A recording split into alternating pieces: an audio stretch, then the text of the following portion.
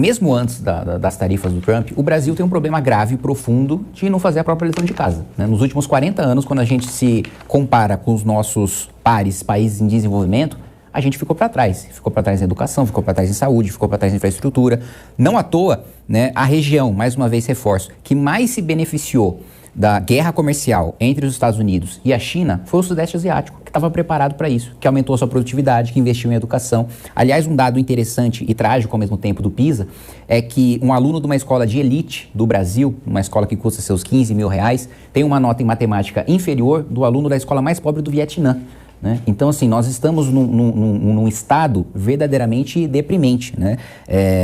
Da avaliação de 0 a 5 em matemática, 73% dos alunos brasileiros têm nota 2 ou inferior, né? Que, considerado pelos avaliadores do PISA, nem suficiente para se exercer a cidadania, né? Então, o Brasil ficou muito para trás nos últimos 40 anos, né?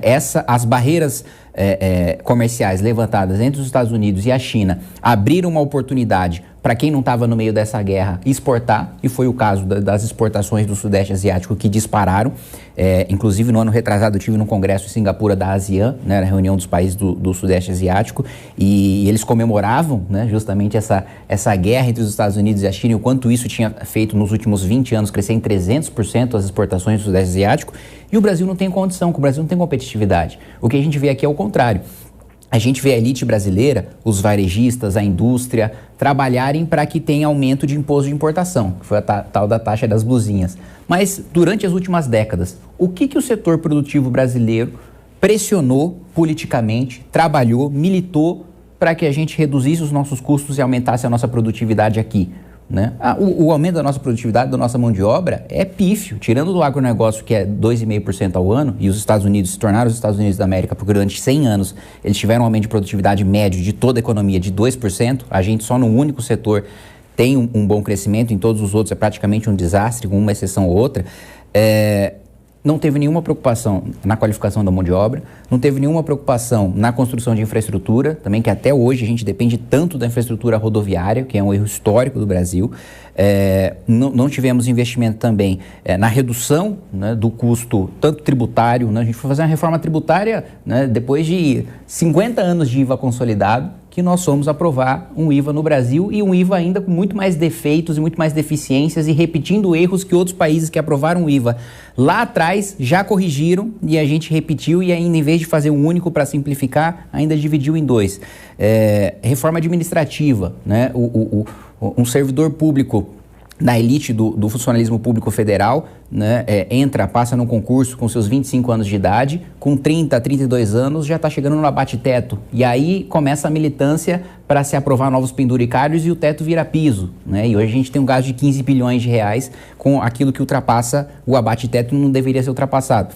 Então, para mim, nós teríamos instrumentos de reagir aos Estados Unidos, e nós seríamos uma economia mais pujante se a gente, nos últimos 40 anos, tivesse feito, né, o que eu chamo de lição de casa, as reformas estruturantes que a gente precisaria ter feito. Uma reforma previdenciária verdadeira, estrutural e não conjuntural, como sempre foi feito, né? Há quanto tempo se faz a reforma da Previdência? Paramétrica, só para mudar os parâmetros com que se aposenta, mas sem mudar o sistema de repartição. E o déficit continua. Aí o próximo governo tem que fazer outra reforma. Então a gente não muda isso estruturalmente. Administrativa, nem se debate reforma administrativa, porque é uma grita de metro, né, em relação a servidores públicos que não aceitam nenhuma modificação, né? Acho até que recentemente teve um julgamento acertado, mas demorado, em relação ao regime jurídico único. Foi uma decisão do ministro Gilmar Mendes para declarar a constitucionalidade de uma coisa aprovada lá no governo Fernando Henrique.